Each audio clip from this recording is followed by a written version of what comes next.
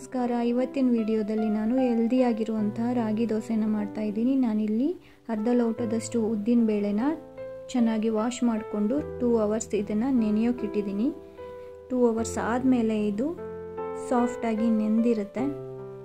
ನೆಂದಿರೋಂತಹ ಈ ಉದ್ದಿನ ಬೇಳೆನ ಮಿಕ್ಸಿ ಜಾರಲ್ಲಿ ರುಬ್ಕೊಂಡು ಚೆನ್ನಾಗಿ ಪೇಸ್ಟ್ ಮಾಡ್ಕೋಬೇಕು. ಇದಕ್ಕೆ ನಾನು ರಾಗಿ ಹಿಟ್ಟನ್ನು ಮಿಕ್ಸ್ ಮಾಡ್ಕೋತಾ ಇದ್ದೀನಿ.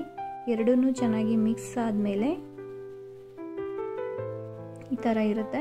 ಇದಕ್ಕೆ ಸ್ವಲ್ಪ ರುಚಿಗೆ ತಕ್ಕಷ್ಟು ಉಪ್ಪನ್ನು ಹಾಕೋತಾ ಇದ್ದೀನಿ.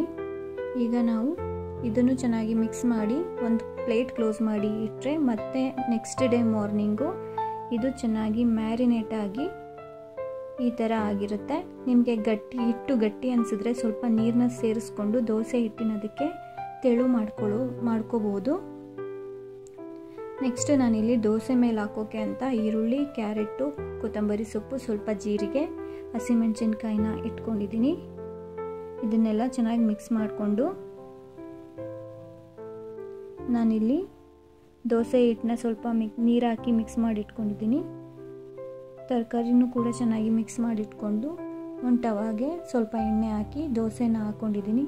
ಅದ್ರ ಮೇಲೆ ತರಕಾರಿನ ಹಾಕಿ ಸ್ವಲ್ಪ ಎಣ್ಣೆ ಹಾಕಿ ಚೆನ್ನಾಗಿ ಬೇಯಿಸ್ಕೋಬೇಕು ಎರಡು ಕಡೆನೂ.